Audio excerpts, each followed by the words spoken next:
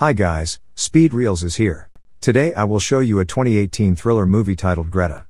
Frances McCullen was a young waitress who had recently moved to New York and was working in a restaurant. One day, while coming home from work on the subway, she finds a handbag left behind by a middle-aged French woman named Greta Hittig in the train coach. Frances took the bag and tried to hand it over to officials in the lost property department, but nobody was there. She then took the bag home with the plan to trace the address on the ID card in the bag. Frances lived with her best friend and roommate, Erica Penn, who was surprised that Frances wanted to return the bag. Erica wanted to take the money in the bag and spend it, but Frances refused. Later, they both went to see a movie, but it made Frances emotional because she used to go to the movies with her mother, who passed away from cancer not too long ago.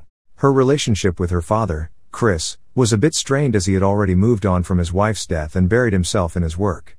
This made Frances sad because she felt he had moved on too quickly. The next day, Frances went to Greta's home to return the bag. Greta was thankful for the return of the bag, and she invited Frances inside for some coffee. Greta is a piano teacher, and she played some music for Frances as she told her about her family. She said her husband had long since passed away, and she said her daughter, Nicola, lived in Paris, where she was studying. She also showed Frances a picture of her dog, which she said had died too. Sensing that Greta was very lonely, Frances offered to help her find a dog for support. However, Greta declined, but Frances left Greta her phone number in case she changes her mind about getting a dog. Sure enough, Greta called Frances later that night to take her up on the dog offer, and the two of them later went out that weekend to get an old dog named Morton.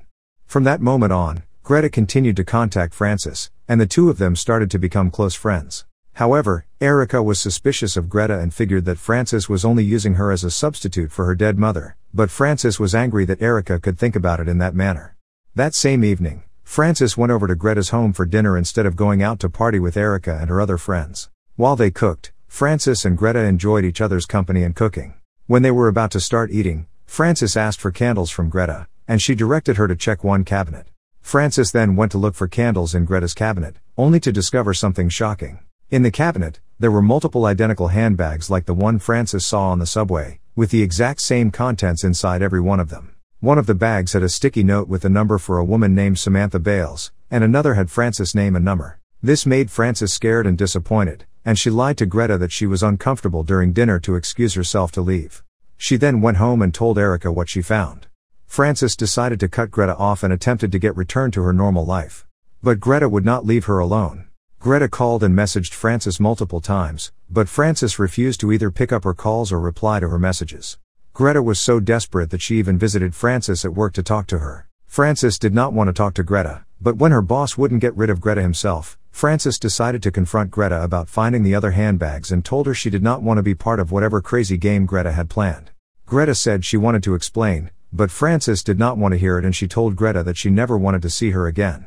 However, Greta continued to stalk and harass Frances. One day, she stood outside the restaurant to stare at Frances for hours, making Frances very uncomfortable. Frances contacted the police, but, because Greta had not made any threats or any indication that she would attack, nothing could be done to her.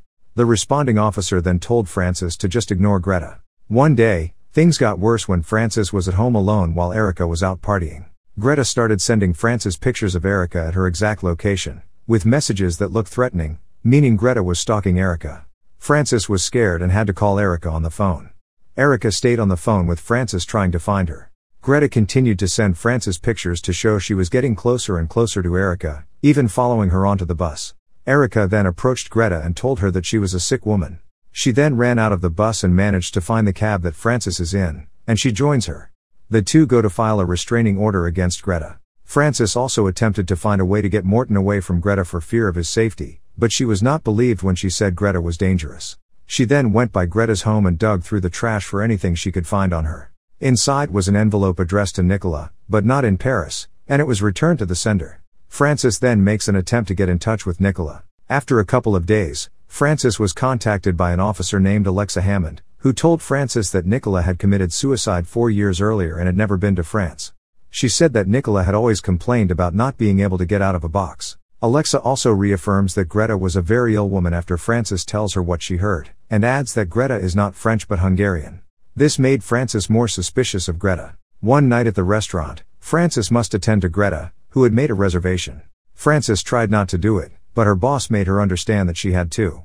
Greta then told Francis that she only wanted to talk, but she instead tormented Francis by causing a scene.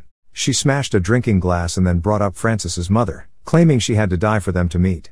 Greta then flipped over her table and started advancing toward Francis, who ran to the kitchen. Greta was restrained by staff and patrons as the police arrived to take her away. However, Francis learned that Greta has been released the very next day. Scared for her life, Francis made plans to stay with her father for safety. Erica then advised Francis to finally speak with Greta and tell her she is leaving for a while in order to gradually phase her out of her life. Francis took Erica's advice and went to meet Greta in a church where they had once been together. She explained that she had discovered that she was the one at fault and was therefore going to take a break. Greta suspected that Francis was lying to her and asked, but Francis denied. Greta then gave her a long, unsettling hug. Sometime later, while Francis was having a drink at home, she started to feel dizzy. Greta emerged, having drugged the drink, and she abused Francis for supposedly lying about going away. Greta then dragged and drugged Francis to her home, and locked her in a toy chest. Greta then took Francis' phone and messaged Erica and Chris. She made Erica believe that Francis was on vacation with her father while also making Chris think she was on vacation with Erica. Francis then woke up from sleep, and it felt like she had been dreaming about what had happened. Erica was in the apartment with her, and her father had just come to pick her up. She then went to the elevator to leave, but the elevator appeared to be going lower than the bottom floor, and the walls started closing in on Francis. It turns out that Greta had actually kidnapped Francis and her being with Erica was a dream. She woke up and discovered that she had been locked in a toy chest. She screamed to be let out, and Greta came to meet her, explaining why she was in a toy chest, making it seem like a punishment for lying. Francis was kept hostage for an unspecified amount of time by Greta, who chastised her like she was a kid.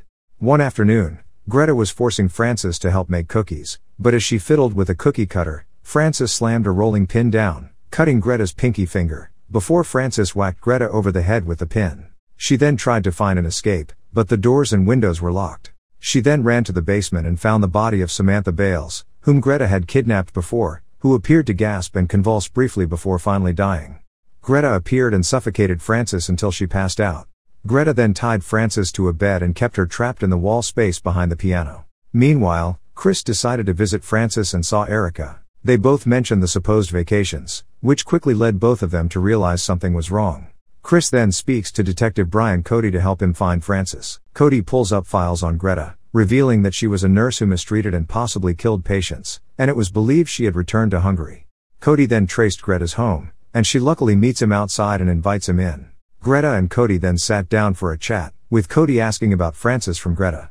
Greta claimed not to know where Francis was and only said Francis had told her that she was going away for a while. Francis, who was still tied to the bed, heard Cody mention her name, and she tried to get his attention by banging on the bed and making the pendulum on the piano start ticking. This made Cody become suspicious and he went over to the piano, but before he could reach Francis, Greta, who had earlier left him in the sitting room, came running in barefoot and injected Cody with some kind of sedative. Realizing what was happening, Cody attempted to shoot Greta, nearly hitting her, but the sedative overpowered him and he fell and passed out. Greta then took his gun and killed him with the remaining bullets, and she dumped his body in a bag with a chemical called quicklime and threw him in the basement.